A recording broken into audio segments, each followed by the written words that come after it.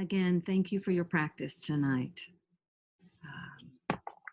It's beautiful to have the opportunity to sit with so many people and be reminded that there are a lot of people trying to wake up to more presence and kindness. It's not a small thing. Tonight I wanted to talk some about intention. And for those of you that were with us last week, you might have remembered someone asking a question about intention and saying that, and I think it was Amanda, saying that she would like to hear some teaching on intention. And also we touched on the concept of causes and conditions last week. And I think Chris had asked a very poignant question. And so I'm hoping to follow up a little bit with that tonight as well. So I hope that this will be useful to deepening your practice in some way in your understanding of the role of intention and conditionality and how we can work with this. So I'd actually like to start by inviting you all into a contemplation. So if you would, just to sit back and allow your eyes to close so you can access your own internal world. And just come into that felt sense of being connected to your body. Sensing what it feels like to be sitting here.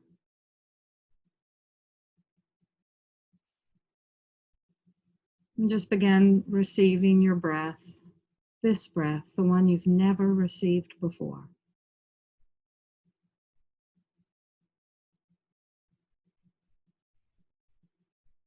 And so the question I want to start with is a simple one. What's it like to be here right now? What is it like for you to be here right now?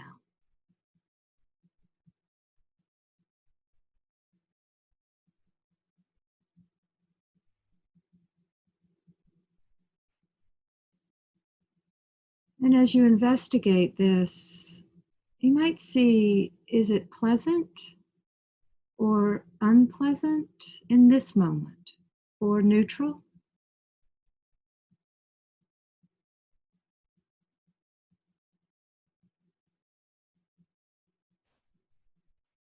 And what types of thoughts are arising?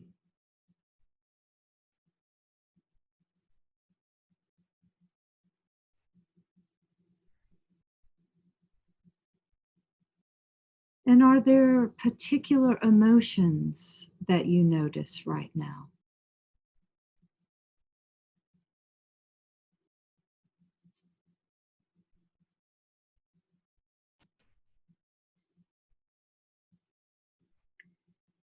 And how do you imagine the experience that you're having right now is conditioned? Perhaps by something you ate earlier, how you slept last night, what your day's been like, by the meditation that you just engaged in. Perhaps this moment is conditioned by interpersonal contacts that you've had today, this year, this lifetime. Your mother or father or friends, teacher.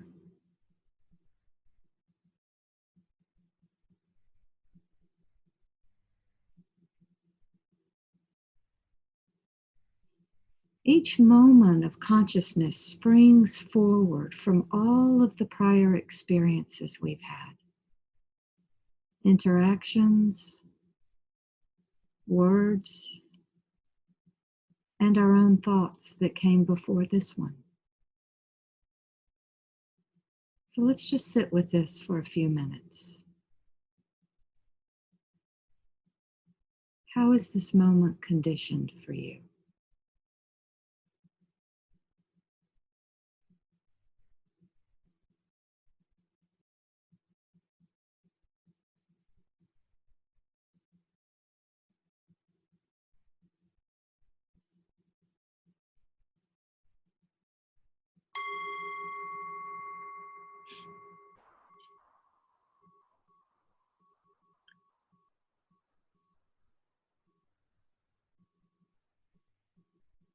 we can look at this from two different perspectives. The first is neuroscience, and you're probably familiar with that neurobiological tenet that what neurons fire together wire together, and that these firing patterns, creating these networks, create the patterns of our lives, create the patterns in our thinking, in our speech, and in our actions. So when I say what thought came before this thought, what thought led to this thought, we have some understanding that that is indeed what happens. And we can also look at this from an ancient tradition, from Buddhist psychology. You know, in many of the Buddhist teachings, the Buddha talked about being intentional in our thoughts, words, and actions. He was actually very astute to realize the connection between our internal world of thought and our external world of behavior, the nature of thought and the resulting peace or suffering. And in the Eightfold Path, which was his prescription to end stress, to end suffering, he begins with two factors of wisdom: wise view or wise understanding, and wise intention or wise thought. With wise view or wise understanding, they're often translated in those two ways, a person has come to deeply understand what leads them to peace and what leads them to suffering. And having seen with one's own eyes that having mind states of greed, craving, dissatisfaction, aversion, and ignorance leads to suffering, while a mind filled with generosity, with renunciation or simplicity or letting go, loving kindness and compassion, tends to lead to a peaceful mind and life. So once you've seen this so clearly in your own life, with your own eyes, in your own heart and mind, why wouldn't you want to set intention to practice what leads to these skillful mind states like generosity, renunciation, loving kindness, and compassion? Once you understand, whatever you frequently think and ponder upon, that will become the inclination of your mind. So getting more conscious about intention makes total sense. But let's make sure we're on the same page in terms of what is intention. Intention is certainly a type of thought. It arises before words leave our mouth, before actions take place in and from our body. An intention has aim and purpose, even when we're unconscious of what our intention is. And honestly, I think most of us are mostly unaware of our intentions. An intention is not the same thing as a goal. Setting goals is about trying to get to a particular outcome. And honestly, when we look very closely at goals, it's not uncommon that they are often associated with some sort of self-improvement. And intention isn't about getting anywhere. It's not about improving the self. It's about how we want to show up, how we want to be in each moment. And we can look at three levels of intention.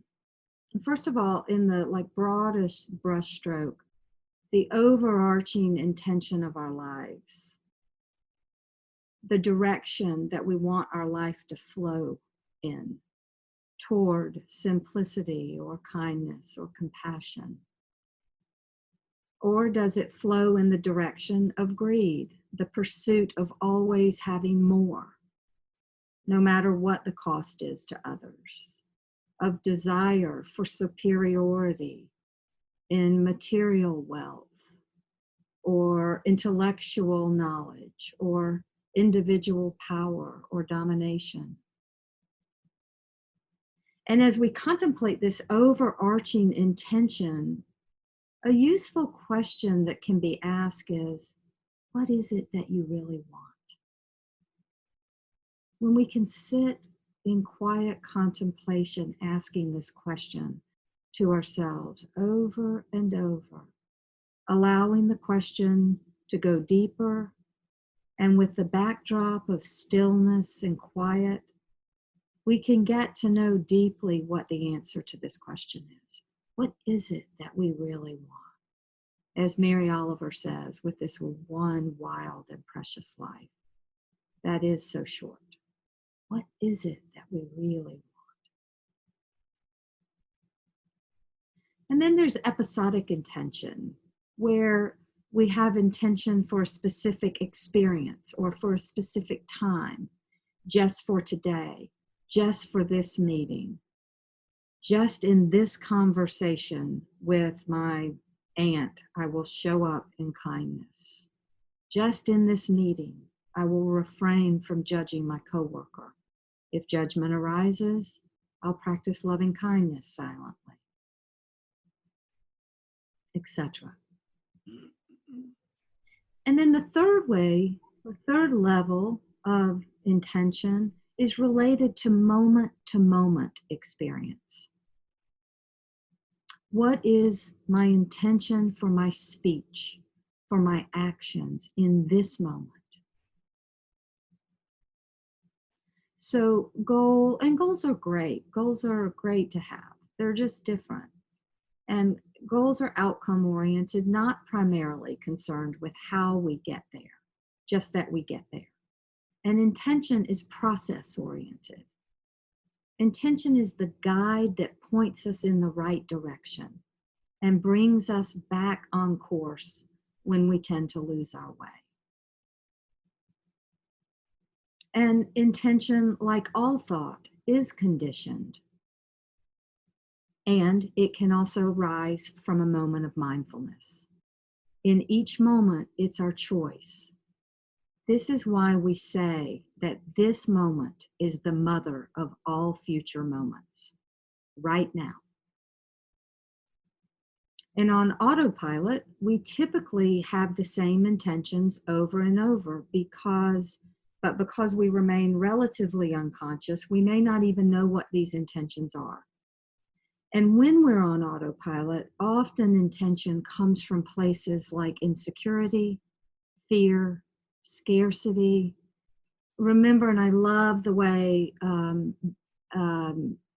Rick Hanson, who's a evolutionary psychologist, talks about the fact that we're so wired to focus on the negative.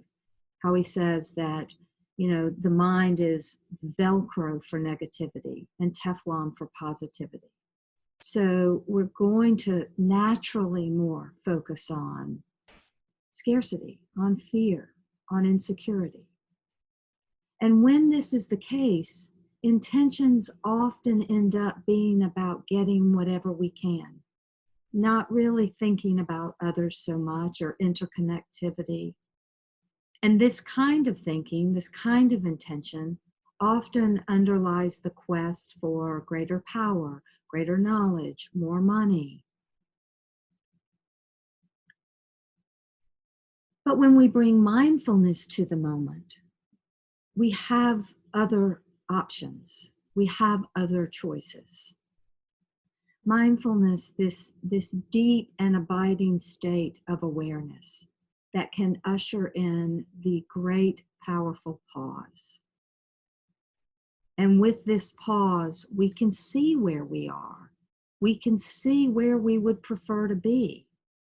With that pause, we actually can see our mind, and it's no longer mysterious. And when you can't see your mind, when awareness and thoughts are so merged together, kind of cobwebbish like, you can't know your mind. And you're left with no choice but to believe that the problems that you're experiencing are related to the external environment. If only things were different, my mind would be peaceful. I know some of you have heard me talk about when I first began a loving kindness practice. And at that time, my teacher suggested that I bring a three-pronged approach to this. So one, she suggested that I take some activity of daily living, and while I was doing the activity, to just continue um, to say the phrases of loving kindness. So I began I was walking my dog, and I would walk my dog around the block every morning. And what I usually did was run through my whole day, which was extremely stressful because when you're not actually in that part of your day yet, there's nothing you can do about it. So it just feels like anxiety. And I also was pretty oblivious to anything else around me. And so I started doing that practice, and it just really opened up so much. I started wishing loving kindness for each house that I went by, and just noticed so many more things, noticed so much more of nature, got more interested in my neighbors, and started my day with ease. Then and the second part of the three-pronged approach was to actively engage in loving kindness formal meditation. And the third prong had to do with the moment I woke up and became first aware of my thought in the morning. So what I discovered is that when I was waking up, I often woke up thinking about not very pleasant things. I'd wake up and the first thing I'd become aware of was some sort of negative thinking, dreading some aspect of the day, worrying about something that hadn't happened, even having a disagreement or some sort of adversarial conversation with somebody. And when my mind didn't wake up in that adverse state, I noticed it often woke up thinking about what it wanted. Where was the first pleasure of the day going to come from? What sort of delicious breakfast was usually the first thought? But then thoughts would quickly jump to other places of seeking pleasure. Who I might want to see, what I might want to do. And maybe that sounds pretty benign, except when you actually begin to follow that thought train and you begin watching the mind, you see how much, when this is what the mind is engaging in, we're actually conditioning the mind to always want something that's not here. And this is how seeking pleasure becomes the source of suffering. I've noticed lately, as I've watched my thoughts during this pandemic, even in my meditation, I'll catch the thought going one step ahead about what's going to happen right after meditation. Or it'll go to something later the day. And as I notice what those thoughts are, they're always thoughts about seeking pleasure. And so how that conditions me is to think that this isn't okay what I'm doing right here. This isn't useful. This isn't okay. So my teacher told me that as I notice these mind states of aversion or craving, just to shift the thoughts and begin offering myself loving kindness. And it was actually amazing. It isn't that my whole inner experience changed so dramatically in a short amount of time. It doesn't happen like that. But just intentionally focusing on the loving kindness phrases shifted my attention, and the harm, the heart closing, the negativity of the mind, all quieted down. The grasping, the longing, the seeking for pleasure, quieted. And over time, the fruits of that early morning practice of loving kindness just blossomed. I also started playing around with gratitude, noticing that as I spent time intentionally offering loving kindness to myself and others, a natural inclination toward gratitude developed. And as my morning rituals changed, you can imagine that so did the beginnings of my day. With the cultivated pause, if the old mind states of pursuit, of comparison mind, of competition arose, I could see these mind states for what they were, sometimes even before they grew into interpersonal conflict or judgment or resentment. And this is the way that conscious intention develops and begins to change our thoughts, words, actions, relationships, and life. Indeed, as the Buddha said, whatever you frequently think about and ponder upon, that will become the inclination of your mind. It's not a mystery. So let's take a brief look at 3 pairs of mind states. And in each pair, one tends to lead toward peace, and the other tends to lead toward more suffering. Although, as I say that, I really invite you to see if this is true for you. To begin to pay attention to your mind when these mind states are arising or when you're actively cultivating them, and see what it feels like in the body. See what the result is. So the first pair is generosity and greed. When we cultivate generosity, and another way to think about generosity actually is letting go, literally taking the clenched fist and opening the hand.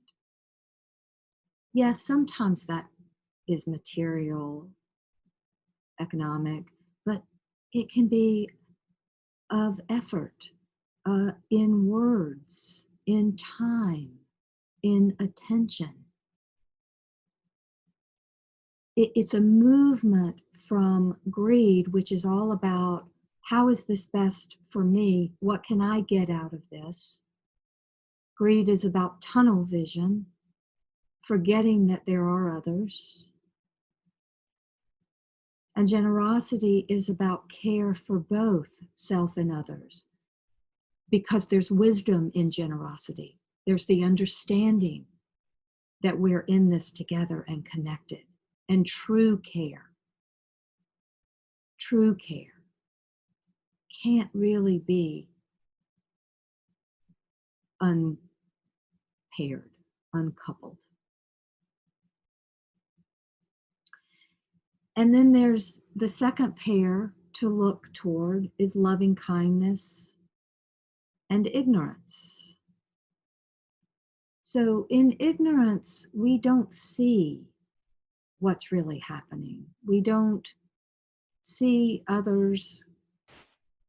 We don't see reality. We expect permanence when everything is impermanent.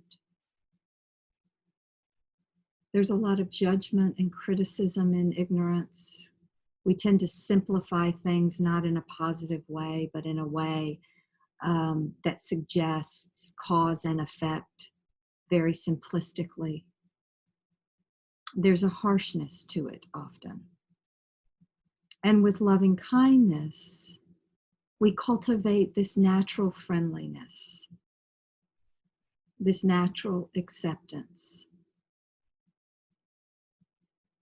And then the third pair is compassion and ill will.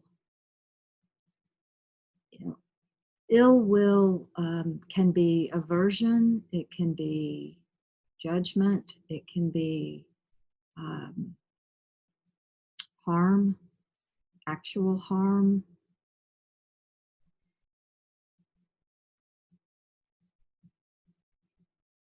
And sometimes we think of harm as in its most hyperbolic sense, like killing or physically maiming. And just invite us to open up to thinking about harm in much broader ways and to explore that.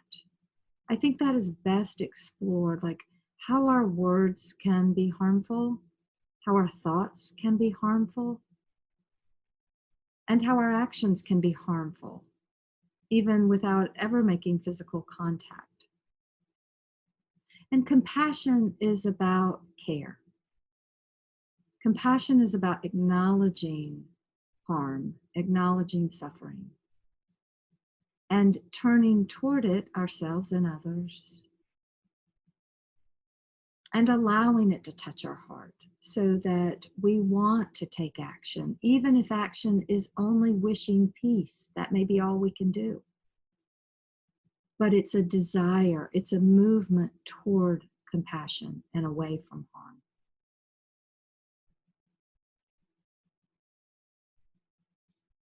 Just turning back to some of the Buddha's teachings, in another place in the discourses, he said, whatever you intend, whatever you plan, and whatever you have a tendency toward, that will become the basis upon which your mind is established. Develop meditation on loving kindness. For when you develop meditation on loving kindness, all ill will be abandoned.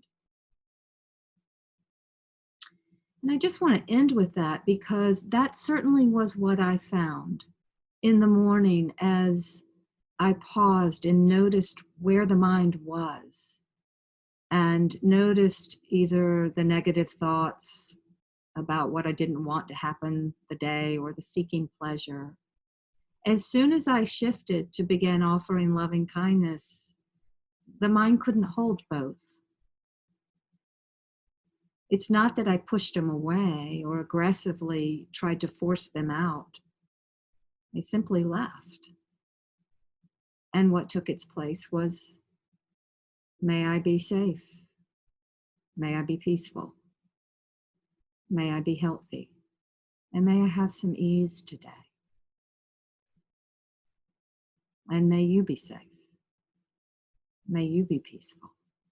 May you have health. And may you have some ease today. Such a different inner experience.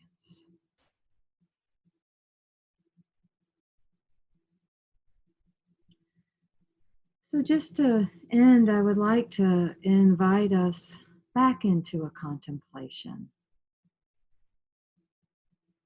And just to invite you once again, just to close your eyes. Find this breath, this one that you've never found before.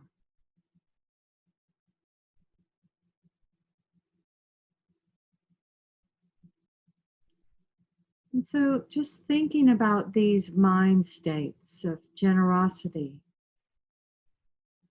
of letting go or simplifying, or loving kindness, or compassion.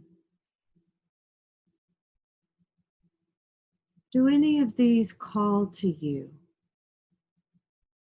that you would like to bring more intention around, that you would like to cultivate as a way to begin to show up in your life a little differently?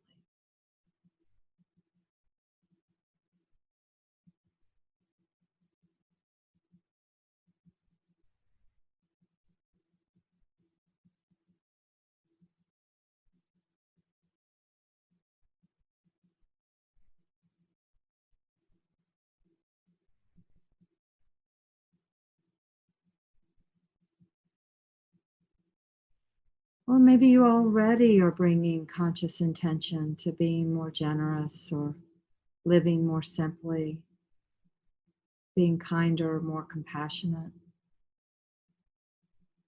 And if so, what are you noticing as you set your intention each day to meet yourself and each person, each situation with these qualities? What are you noticing? What's different?